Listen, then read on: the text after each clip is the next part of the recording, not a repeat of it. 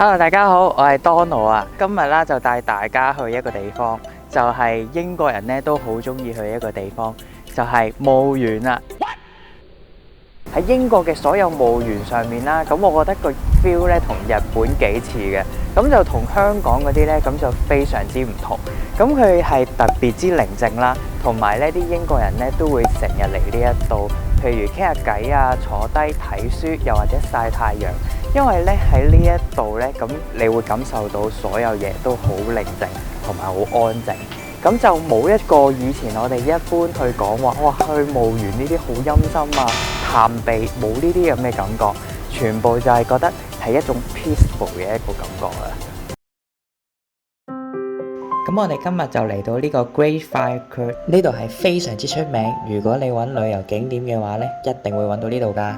咁呢個墓園入面呢，咁就有一個好特別嘅墓碑，咁就係紀念一隻狗嘅喎。咁就 Bobby 呢，就係一隻狗啦。咁出面呢，咁就會有 Bobby 嘅一個銅像，去為咗紀念呢個 Bobby。咁 Bobby 點解咁值得人哋紀念呢？咁 Bobby 呢一隻狗點解要紀念佢呢？咁就要講翻起去到1850年㗎啦。1850年嘅時間呢，咁就有個園丁咁叫阿 John， 咁佢哋一家嚟到愛丁堡嘅時間啦，咁阿 John 咁咪好想揾翻一份園丁嘅工作，不過最後尾呢，事與願違，只可以加入警察局啦，做呢一個嘅守夜人。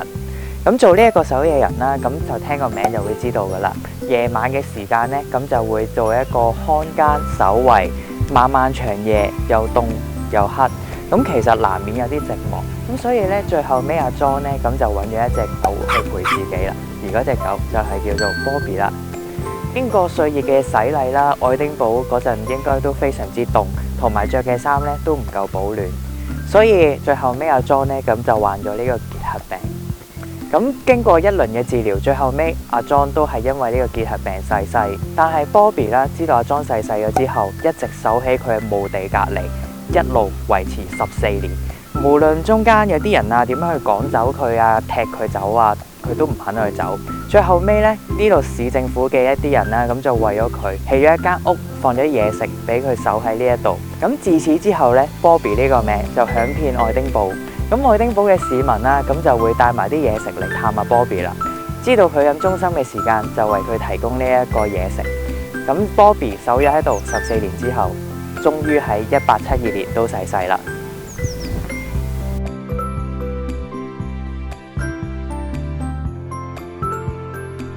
咁呢個墓園區咧，仲吸引咗好多 Harry Potter 嘅 fans 過嚟尋訪。當其時咧，就係講緊呢個伏地魔咧呢個名咧，咁就係俾呢一度墓碑上面嘅字去啟發嘅喎。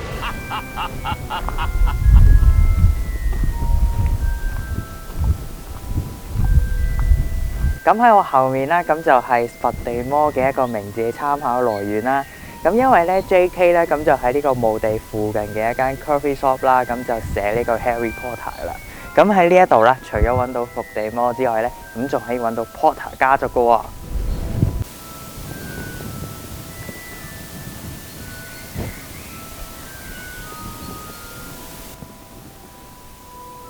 個個都會走過嚟拍佢㗎。呢一個真係變成咗 Harry Potter尋訪之旅啊！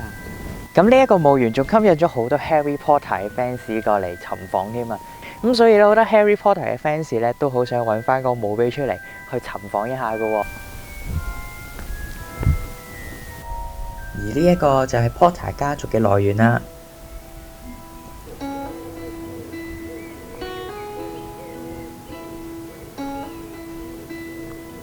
成個墓園區咧都非常之寧靜啊！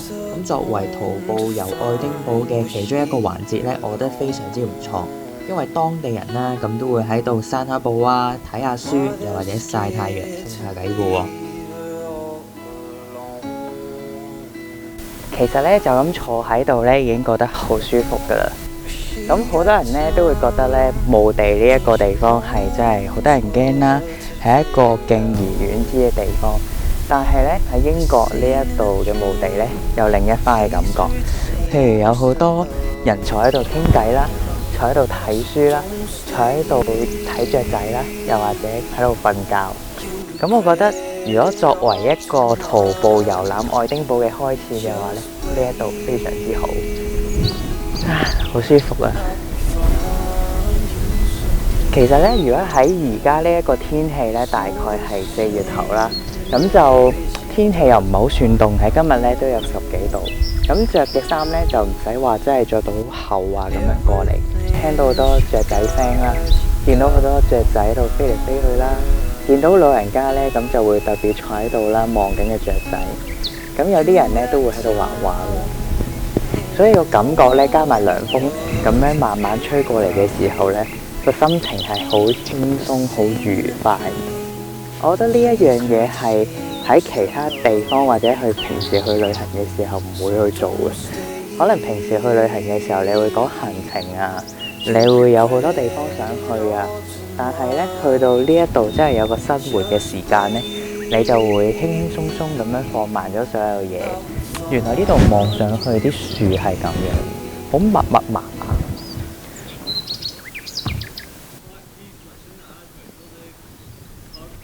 如果你中意我嘅短片嘅話咧，記住而家撳 like、subscribe， 有啲咩嘅話下面留言俾我啊！記住啊，幫我 share 埋出去同埋訂閱喎。下面咧就有條 link 請我飲咖啡㗎。我哋下次再見啦，拜拜。頭先我哋就行完波比嘅墓園啦，呢個就係波比嘅銅像啦。見唔見到佢個鼻咧變咗金色啦已經？因為呢啲人咧話摸佢個鼻之後咧，咁就會帶嚟好運。